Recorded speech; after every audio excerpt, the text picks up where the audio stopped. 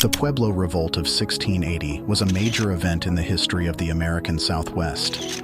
It was the most successful Native American uprising against European colonizers in North America. The revolt was led by Pope, a Tewa religious leader, and took place in the Spanish colony of New Mexico. The Puebloan peoples had suffered for decades under Spanish rule, forced labor, and religious persecution. In the 17th century, the Spanish colony of New Mexico had a strict social hierarchy and a system of exploitation called the encomienda. Under this system, Spanish colonists were allowed to demand tribute and labor from the Puebloan peoples in exchange for protection and the spread of Christianity.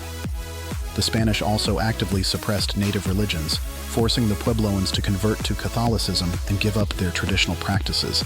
The encomienda system made life very difficult for the Puebloans. They had to give the Spanish colonists crops, textiles, and other goods, which put a heavy burden on their communities. The Spanish also forced the Puebloans to work on construction projects, mining operations, and agricultural work, disrupting their traditional way of life and leaving little time for them to take care of their own needs. The suppression of native religions was another major issue.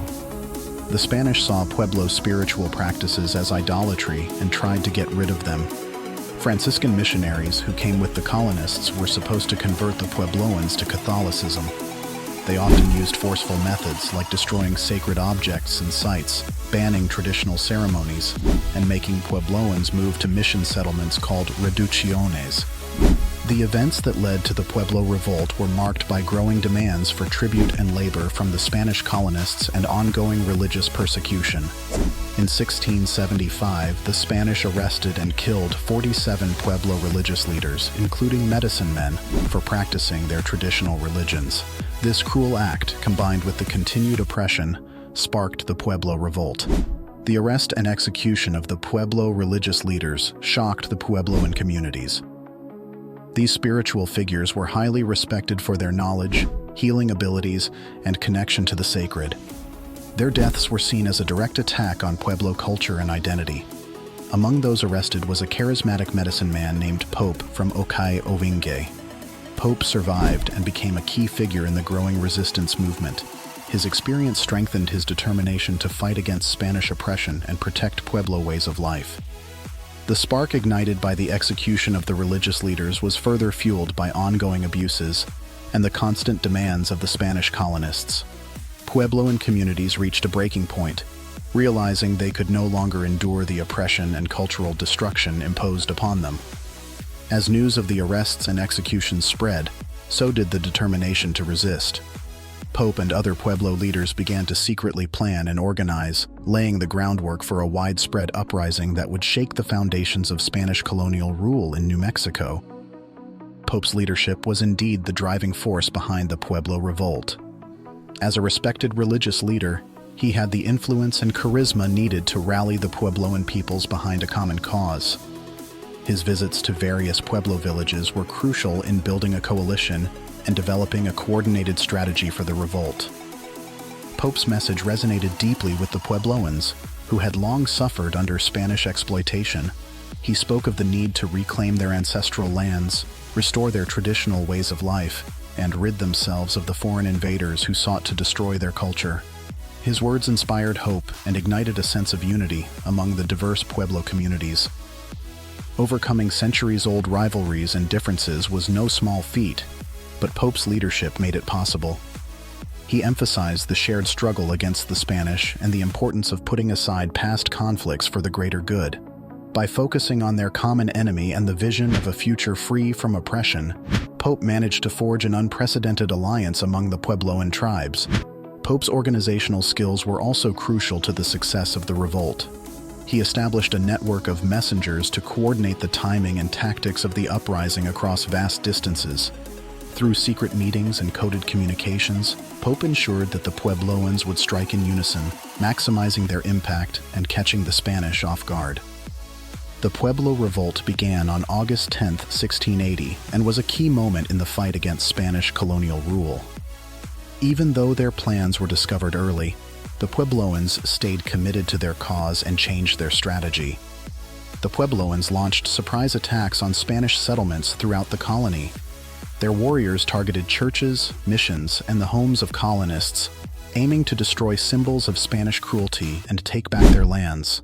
Using their knowledge of the land, the Puebloans fought using guerrilla tactics. They ambushed Spanish soldiers, disrupted supply lines, and isolated the colonists. The Puebloans' surprise attacks and determination caught the Spanish off guard. The most important battle was the Siege of Santa Fe, the capital of the Spanish colony. Puebloan forces surrounded the city, cutting off food and water. The Spanish governor and his troops were trapped in the palace of the governors, becoming more desperate each day. After a difficult 10-day siege, the Spanish governor realized he could not win. Outnumbered and outmatched, he decided to leave Santa Fe and retreat south along the Rio Grande. The Puebloans had won a great victory, driving the Spanish out of their homeland. After the Pueblo Revolt, the Puebloan peoples had a period of freedom and self-rule that lasted for 12 years. During this time, they focused on rebuilding their communities and bringing back their traditional way of life. With the Spanish gone, the Puebloans took back their lands and fixed the damage caused by the colonizers. They rebuilt their villages and sacred places, like the kivas, which became important centers for spiritual and social activities once again. The Puebloans also worked to preserve their culture. They started practicing their traditional religions again, holding ceremonies and dances that the Spanish had banned. They passed down their knowledge, skills, and stories to the next generation, making their society stronger. However, the Spanish didn't want to give up their claim on New Mexico. In 1692, a new governor named Diego de Vargas led a campaign to take back control of the region. The Puebloans were forced to submit to Spanish rule again because of the Spanish military's strength and the threat of more violence. The Spanish learned from the Pueblo Revolt and tried to be more accepting of Pueblo rights and customs to keep things stable and prevent future uprisings. They were somewhat more tolerant of Pueblo religious practices and respected Pueblo land rights a bit more. Today, the Pueblo Revolt is seen as an important moment in the history of Native American rights. It continues to inspire and inform modern struggles for indigenous rights and sovereignty, symbolizing resilience, unity, and the unbreakable spirit of the Puebloan peoples. How can we learn from this event and apply its lessons to contemporary struggles for justice and equality? Share your thoughts in the comments below. If you enjoyed this journey into the past with the Archaeotrek, be sure to like this video and subscribe to our channel for more captivating stories from the realms of archaeology and history. Your support helps us continue to uncover the hidden narratives that shape our world. Until next time, keep exploring, keep questioning, and keep trekking through the fascinating landscape of human history. Thank you for watching the Archaeotrek.